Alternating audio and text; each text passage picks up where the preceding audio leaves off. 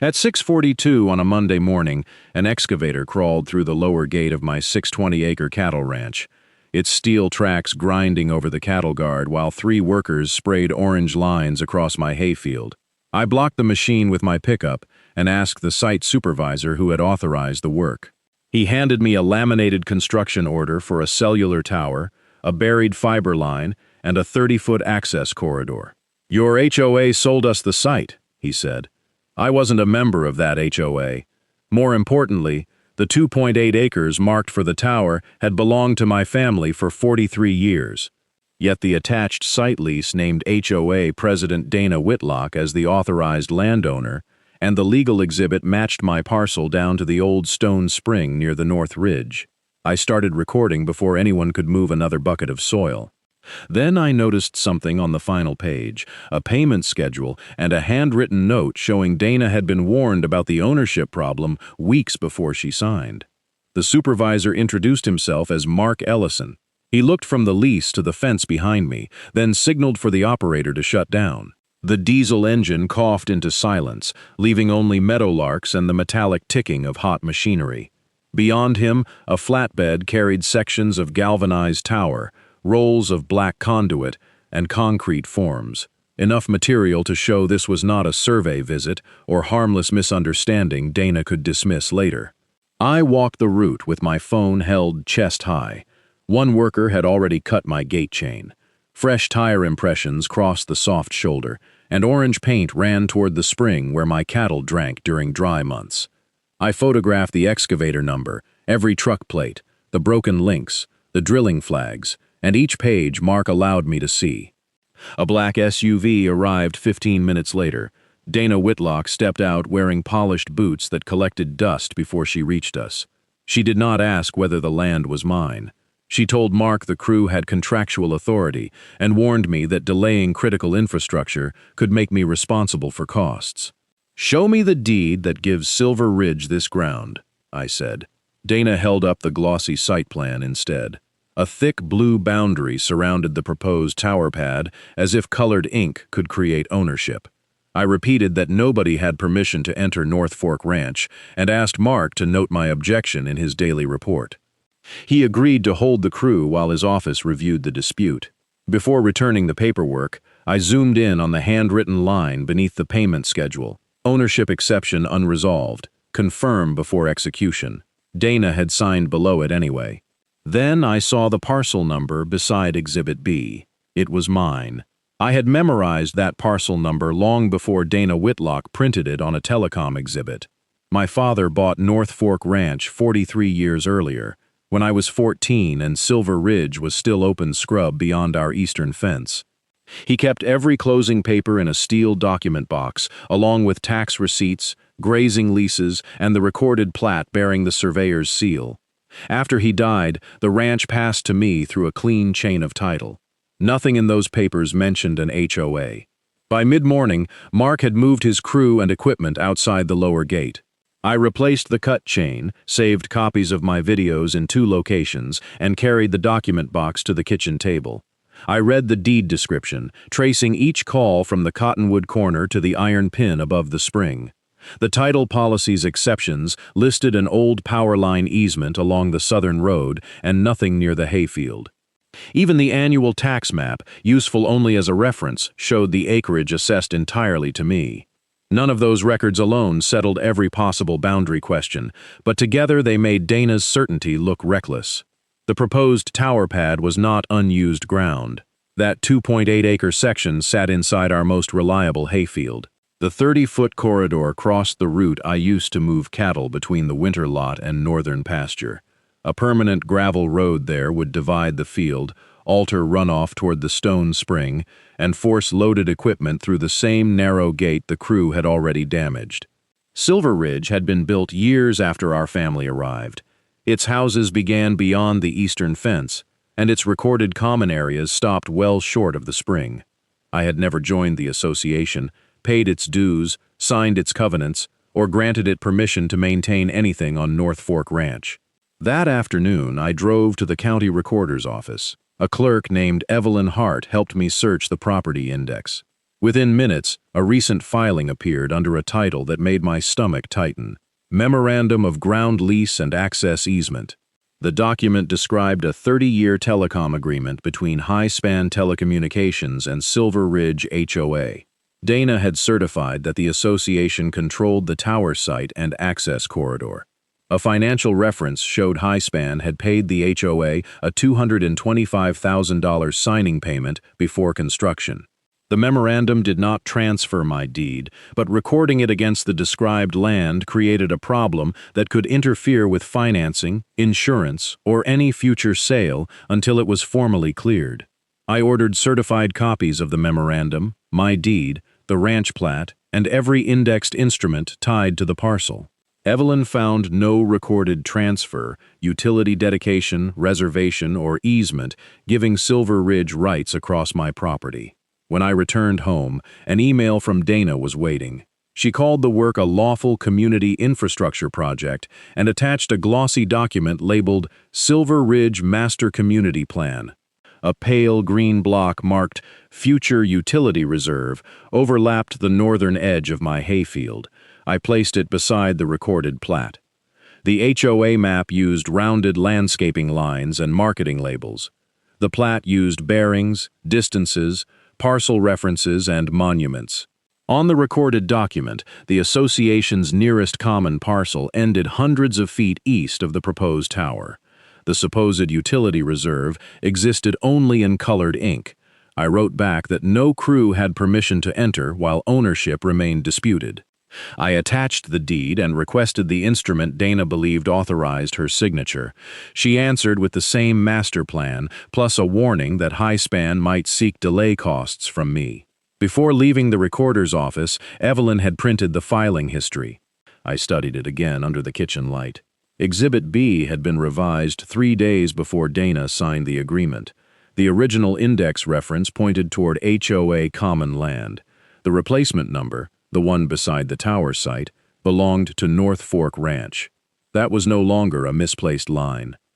Someone had changed the parcel. The next morning, I called Luis Ortega, a licensed surveyor who had worked on ranch boundaries for more than 30 years.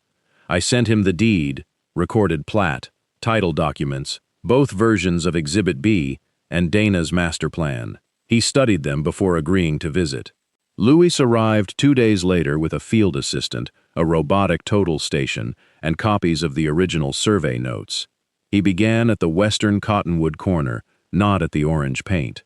From there, he followed the deed calls toward the North Ridge, checking distances and searching for physical monuments. We found the old iron pin above the spring exactly where my father had shown it to me. Farther east, Luis cleared soil and cedar roots from a capped marker stamped with the license number of the surveyor who had created the recorded plat. He photographed each monument, logged its condition, and tied the measurements into the rest of the ranch boundary. By late afternoon, his field data showed the same thing my documents did. The proposed 2.8-acre tower site lay entirely inside North Fork Ranch. So did every foot of the 30-foot access corridor. The closest Silver Ridge common parcel ended several hundred feet east, beyond a separate fence line and drainage swale. A survey locates the description on the ground, Luis told me. It doesn't give the HOA an interest, their recorded documents never granted. His caution mattered. I did not need another confident opinion. I needed a defensible chain connecting the deed, plat, monuments, measurements, and public record. While Luis prepared the certified survey, I returned to Evelyn's office and searched the grantor-grantee index back through the subdivision's creation. We checked dedications, developer transfers, reservations, utility instruments, and amendments.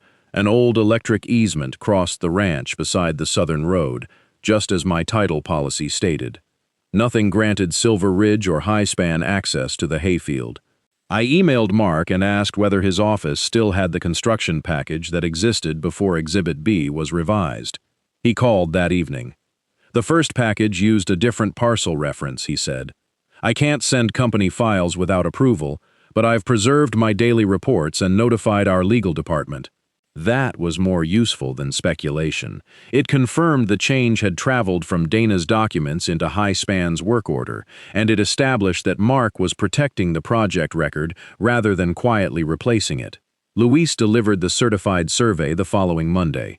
I sent it with a formal demand to Dana, the Silver Ridge Board, and Highspan.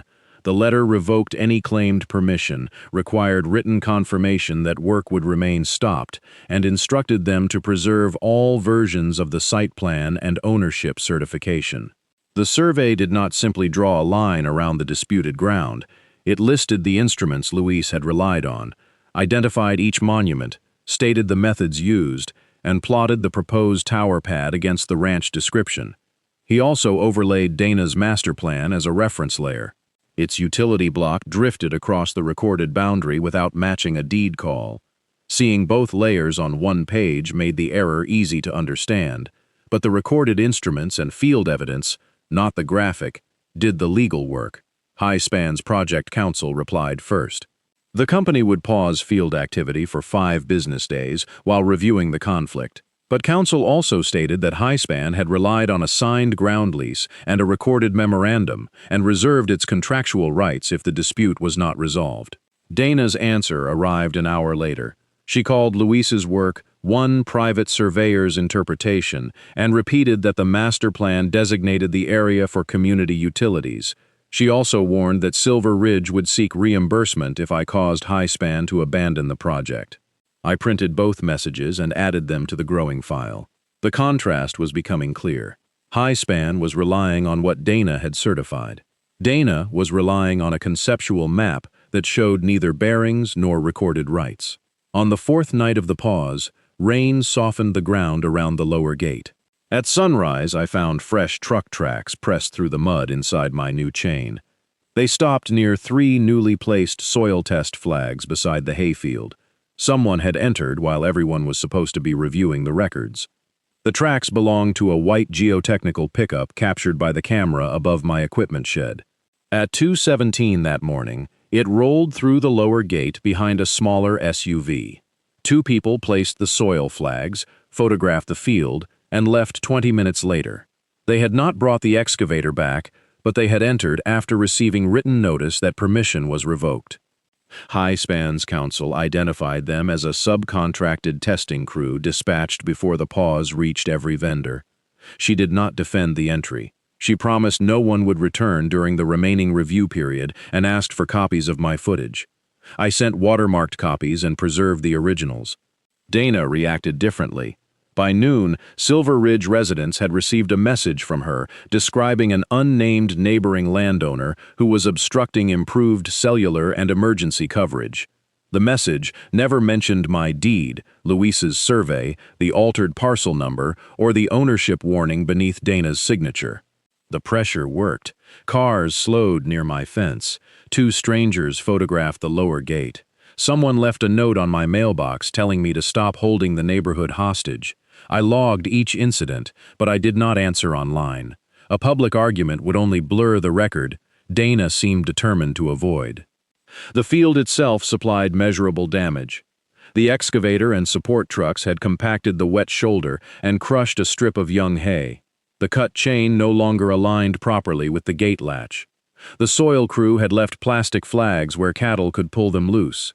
I moved the herd away from the area, hired an agronomist to inspect the compaction, and requested estimates for grading, reseeding, fencing, and lost forage. The agronomist marked ruts with stakes and took soil density readings from disturbed and undisturbed sections. His opinion was careful. Restoration could require loosening the compacted layer, replacing topsoil, and reseeding after the construction traffic ended. A fencing contractor documented the bent latch and cut chain. Those reports preserved clear evidence of actual harm rather than a dramatic estimate built from photographs alone. 2 evenings later, a Silver Ridge resident named Lisa Monroe came to my porch. She had served on the landscaping committee and still received board packets. Dana's message had bothered her because it omitted the ownership dispute. Lisa brought approved meeting minutes and a budget summary. Silver Ridge faced an expensive drainage repair after repeated flooding near its clubhouse. The reserve account could not cover the work without either postponing other maintenance or imposing a special assessment. Dana had presented the high-span agreement as the answer, a $225,000 signing payment followed by recurring rent. The board materials did not prove every member knew the tower site was mine. In fact, they suggested the opposite. Dana had told the board that the utility parcel was controlled by the HOA under the master plan. Another page showed why she had moved the project. Silver Ridge's actual common parcel was too small, too close to houses, and rejected by High-Span's engineers. My hayfield solved those problems, if ownership could be ignored. I scanned Lisa's documents and noted when and how I received them. She agreed to preserve the original packet and testify if necessary. She was not trying to destroy her association. She wanted the board to know what liability Dana had created in its name. The following day, High-Span's counsel sent me an approved excerpt from the project changelog Mark had preserved. The original location carried a Silver Ridge parcel number. A later entry, requested through Dana, substituted the number for North Fork Ranch. Beside it was a short notation, "Ownership exception pending client confirmation." That sentence matched the warning I had photographed on the first morning. I took the full file to Rachel Kim, a property attorney whose office was an hour from the ranch. She spent most of our first meeting arranging documents by date rather than making promises. When she finished, the story on her conference table ran from the original HOA parcel to the substitution, warning, signature, payment, recording, and attempted construction. "This is a title and access case," Rachel said. "The survey is strong, but we'll prove it with the recorded instruments and their own conduct." She sent formal cease and desist and evidence preservation notices to Silver Ridge, Dana, High-Span, and the relevant contractors.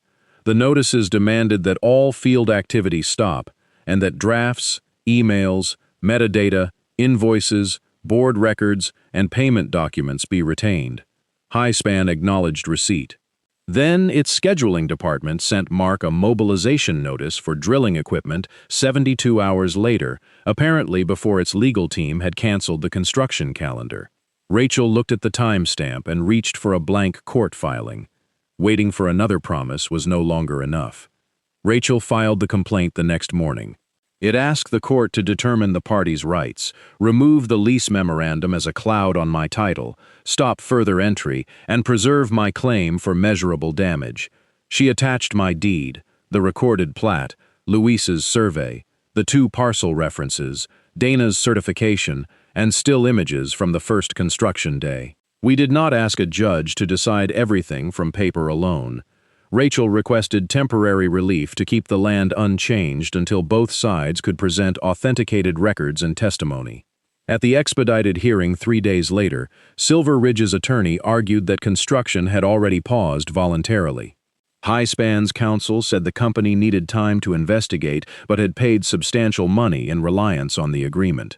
Rachel showed the mobilization notice issued after the cease and desist letter and explained what drilling, grading, and a permanent road could do before ownership was resolved. The judge entered a temporary order maintaining the status quo. No party could enter the disputed area, alter the gate, drill, grade, or install equipment without further order or my written consent. The ruling did not declare me the winner. It protected the property while the evidence was tested. That distinction mattered when discovery began. High-Span produced its site acquisition file, including early engineering reviews, parcel drafts, title correspondence, and payment approval.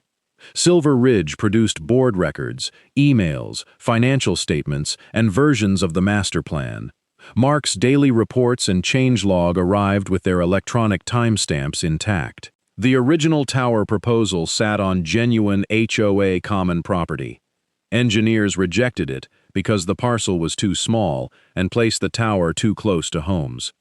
A project coordinator then asked Dana whether Silver Ridge controlled any nearby alternative. She sent the master plan with my hayfield, shaded as a utility reserve. High-Span's title consultant responded that Silver Ridge did not appear in the chain of title for that replacement parcel. The consultant requested a deed, recorded dedication, or easement confirming the HOA's authority. That email was forwarded directly to Dana. Her reply contained one sentence. The association controls the site under the approved community plan. Proceed with the revised exhibit. 3 days later, Exhibit B carried the North Fork Ranch parcel number.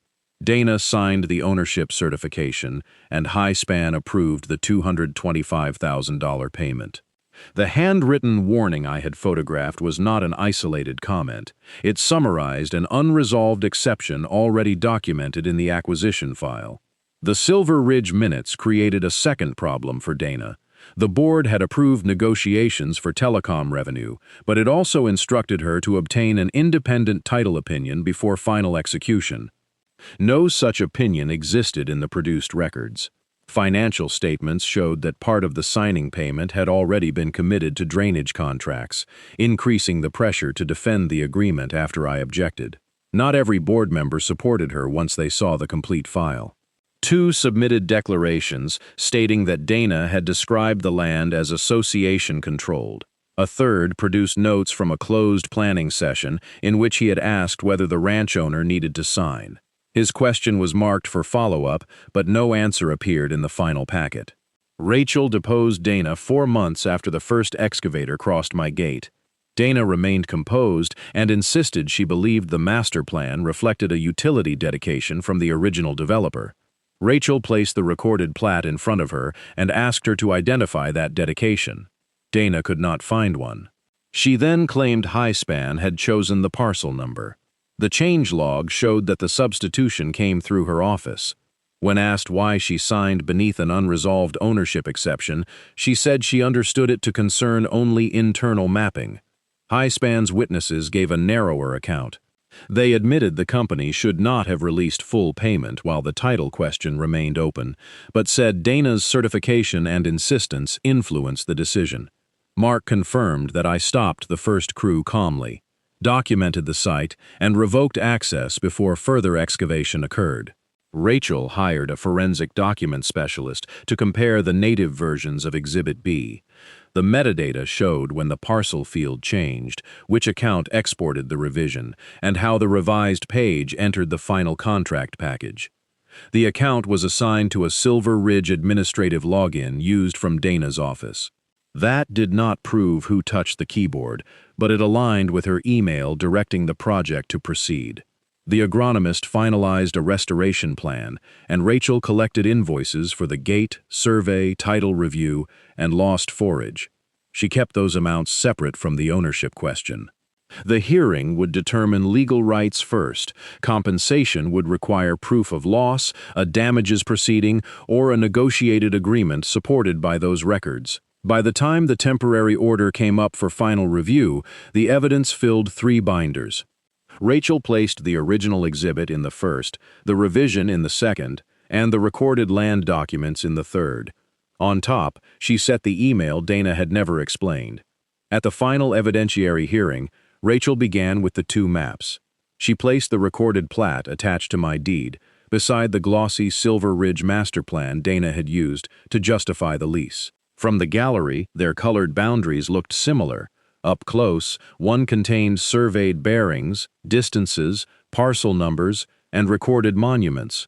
The other contained landscaping curves and a pale block labeled Future Utility Reserve.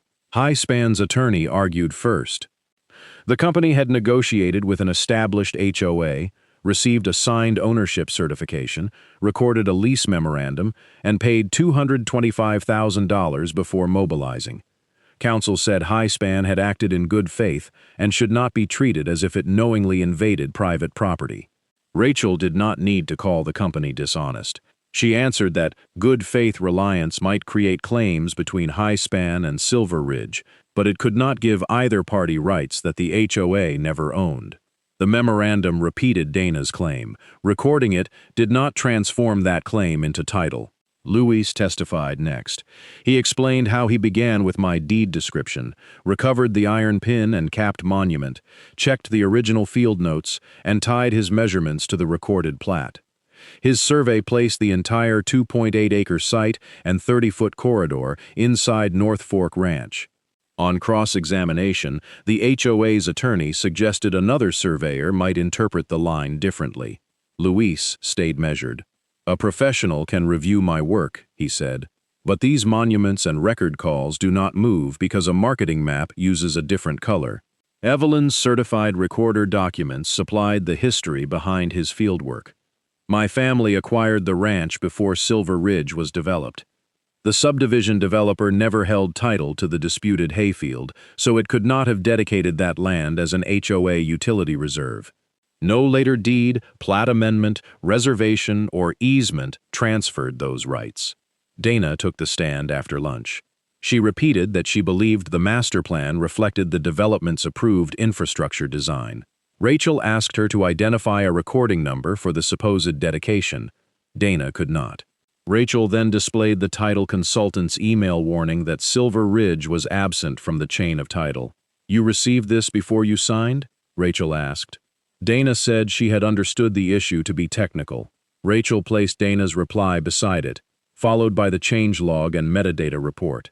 The sequence was simple: title warning, direction to proceed, parcel substitution, ownership certification, payment, recording, then construction. The HOA argued that the substitution was an administrative correction and that Dana relied on information inherited from the developer. Rachel answered with the board minutes. They showed that Dana had been instructed to obtain an independent title opinion. She never did.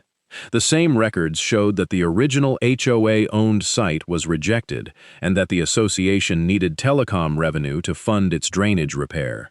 Mark's testimony closed the factual gap.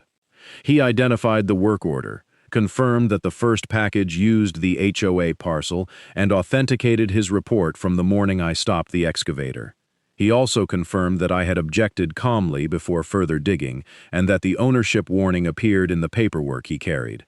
The judge did not rule from one dramatic email or one survey stake. She traced the full chain aloud. The deed established my recorded ownership. The plat and monuments located it. The index contained no grant to Silver Ridge. The survey placed the proposed improvements on my side, and the HOA's own communications showed that the title problem was known before execution. The judge addressed Highspan's reliance argument.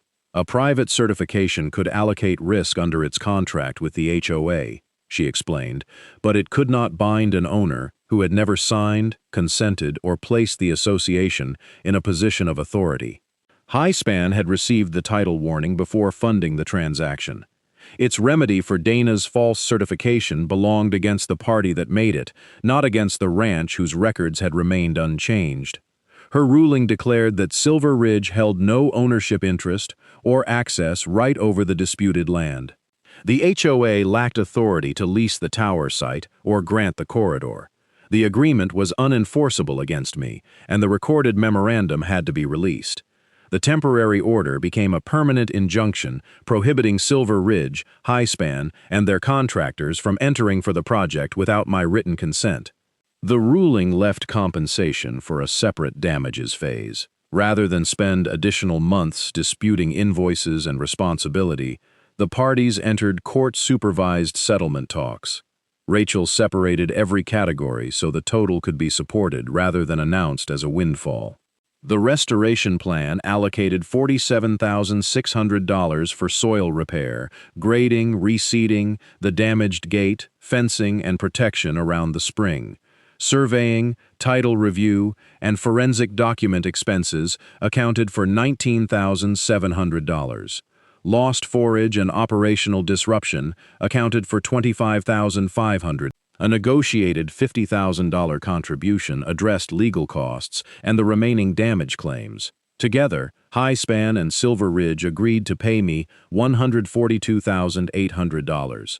That payment was separate from the contract between them. Silver Ridge had to return Highspan's $225,000 signing payment. Highspan agreed to release every claimed site and access right, remove its temporary materials, and complete restoration under the agronomist's specifications. Silver Ridge agreed to correct its maps and never represent my property as common land again. Highspan's counsel acknowledged that its title controls had failed. The company did not abandon the need for a tower. It agreed to relocate the project only after securing a verified agreement from a willing owner. That mattered to me. I had never opposed better service. I had opposed strangers converting my land into their solution. Outside the courthouse, Dana walked past without speaking. Rachel handed me a certified copy of the order, but the paper felt less important than the call I received from Mark that afternoon. His crew was returning to North Fork Ranch, not to build, but to remove the orange stakes. Mark's crew removed the orange stakes the next morning. They loaded the drilling flags, temporary fencing, conduit, and concrete forms onto the same flatbed I had seen at the lower gate. This time, every vehicle remained on the route I approved, and Mark photographed the field before leaving. The restoration contractor arrived the following week. Under the agronomist's plan, the crew loosened compacted soil, replaced damaged topsoil, corrected the shoulder grade, and reseeded the crushed strip of hay. They repaired the latch, installed new fencing where the trucks had widened the entrance, and placed protective barriers above the stone spring until vegetation returned. At the recorder's office, Evelyn showed me the filed release of the ground lease memorandum. The false claim no longer followed my parcel through the public index. Rachel also recorded the final order so any future title search would show exactly why Silver Ridge had no interest in North Fork Ranch. Rachel kept the settlement file open until the inspection, release, and payment cleared. Only then did I sign the acknowledgement confirming restoration obligations were complete, while the permanent injunction continued in full force and effect. Highspan eventually relocated its tower to another property several miles away. That landowner negotiated voluntarily, signed the agreement, and received payment. The company revised its acquisition process to require title clearance before releasing construction funds. Better cellular service arrived without taking anyone's land. Silver Ridge faced a harder recovery. Returning the $225,000 forced the board to postpone part of its drainage project and approve a transparent financing plan. Dana resigned after board members reviewed the title warning, parcel substitution, and certification she had signed. I took no satisfaction from the assessments residents might face. Most of them had never seen the documents Dana kept from them. The new board adopted rules requiring an independent title report, recorded proof of authority, and full board approval before any future land use agreement. It also corrected the master plan and sent me a certified copy showing the ranch boundary untouched. By early fall, cattle were crossing the repaired field again. The new hay came in thinner where the machines had traveled, but it was green. I replaced the temporary chain with a proper ranch lock and left the camera above the equipment shed. Before closing the gate, I looked toward the ridge where the tower had been drawn. A glossy map, a confident signature, and a six-figure payment had nearly turned my family's ground into someone else's project. None of them outweighed the deed, the monuments, or the choice to keep records instead of losing control. The gate clicked shut in my hand, on my land, under my authority. If you believe ownership should be proven before power is exercised, subscribe and share this story with someone who understands the value of standing firm.